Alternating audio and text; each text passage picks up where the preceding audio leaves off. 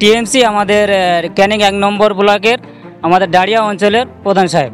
আমি যখন হ্যাম্বিল ছড়াই বাজারের মধ্যে বিভিন্ন জায়গায়, আমাকে ডাক করে ওনার বাড়ি থেকে। আমি বললাম আপনার পার্টি অফিসে যাচ্ছি, বললো না বাড়ির পার্টি অফিসে আসো। তা আমি গিয়েছিলাম, আমাকে প্রশ্ন করছে এটা কিসের জন্য করছি। আমি বলছি এটা সম্প্রীতি সভা এবং এসআই নিয়ে যারা আতঙ্কের মধ্যে আছে তাদেরকে একটা ভালো যুক্তি পরামর্শ দেওয়ার জন্য আমি এই সম্প্রীতি সভাটা করছি, বিভিন্ন আইনজীবীদের নিয়ে এবং বিভিন্ন বড় বড় বক্তাদের নিয়ে আমি একটা সভা করছি। তো উনি বলছে আমরা বড় বড় লিডার হয়ে আমরা করি না, তোরা তুই কোথার কাকে, তুই কি বড় নেতা হতে চাইছিস? আমি ওটা প্রধান সাহেব বলছে যে তুই কি বড় নেতা হতে চাইছিস, এবং তার কিছু চামচাও ছিল ওখানে। তার চামচারা বলছে যে এটা তুই কেন করছিস, তুই কি বড় নেতা হতে চাইছিস? আমি বলছি নেতা হওয়ার না, এটা আমরা সম্প্রীতি সভা। আমি বিভিন্ন জায়গায় ঘুরি এবং হোসেন গাজী সাহেব তিনি রয়েছেন, আমার একসাথে ঘুরি, সব জায়গায় যাওয়া আসা করি। ওনারও ঘুটিয়ারি 3 তারিখে সভা ছিল, ওখানেও আমি উপস্থিত ছিলাম। তো উনি বলছে যে এটা কেন করছিস, তুই কি বড় নেতা চাইছি? কোনো নেতা নয়, আমি এটা সম্প্রীতি সভা করছি। তো উনি বলছে যে এটা করতে দেবো না, আমি বুড়ি মোড়ে আমার পার্টি অফিস আছে, আমি করতে দেবো না। বলার সাথে সাথেই করে ওনার ছোটো ভাই আমার গায়ের উপর হাত তোলে, একগা চড়ও মেরেছে। আমি তো বলেছি যে আমার সম্প্রীতি সভা আমি করব বলে আমি ওখান থেকে বেরিয়ে চলে এসেছি। আরও একটা ওনার চামচা ছিল যে এটা কেন করছিস, আমি বলছি যে অর্জুন সিং আমাদের কোরআনে নাকি লেখা আছে রেপ করা জায়েজ, সেই কারণে আমি একটা সম্প্রীতি সভা করছি। ও বলছে তাহলে তুমি এখানে কেন করছো, তুমি তাহলে দিল্লি যেখানে বলেছে সেখানে গিয়ে আন্দোলন করো, অর্জুন সিংয়ের বাড়িকে ঘেরাও করো।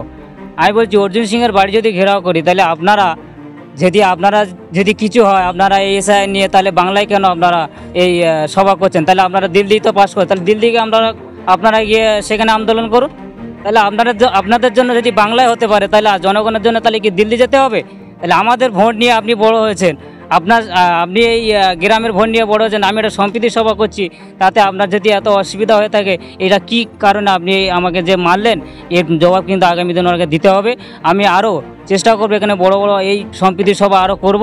যদি কেউ আটকায়, যদি কারো বাবার ক্ষমতা থাকে এসে আমার এই সভাটা আটকাবে।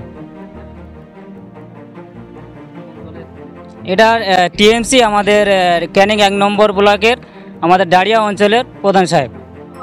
বুড়ির মোড়ে করার জন্য আমি যে মনে যেটা করেছিলাম, আয়োজন করেছিলাম, তাই আমার প্রধান সাহেব তার বাড়ি থেকে আমাকে ডেকে আমার বাবাকেও ডেকেছিল, আমিও ওখানে ছিলাম, এবং আমাকে অনেক বড় ছোট গালাগালি তার ভাই দিয়েছে, অথচ আমার গায়ে হাত তুলেছে।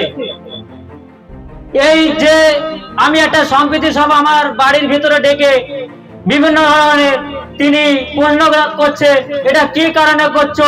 আমি বারবার বলি যেটা সম্প্রীতি সভা, তার সত্ত্বেও আমার গায়ে হাত তুলেছে। তাই আমি তাদের ভয় করিনি। আগামী দিনে আমি আরো বড় ধরনের আরো আন্দোলন করবো এই বুড়ির মোড়ে, তাই আমি ভয় করিনি। আমার মা বাড়ি থেকে বলেছে যে বাবা তুমি এটা কেন করছো? বাড়ি থেকে আমার অনেক পার্টির নেতারা আমাকে অনেক বড় বড় কথা শোনাচ্ছে, বলছে এই করবো তাই করবো, তবু আমি এক পাও পিছু হাঁটিনি। আমি আরো বড় ধরনের বুড়ি মোড়ে আরো বড় সভা করবো। আপনারা আমাদের সাথে আমার সামনে আপনারা সহযোগিতা করবেন। আরো আমাদের বক্তারা আছে, আমি বেশি কিছু বলবো না, আপনাদের গ্রামের ছেলে। এই আমার ছোট বক্তব্য বলে আমি শেষ করছি। অসংখ্য ধন্যবাদ। ভয় পাওয়ার কোনো কারণ নেই।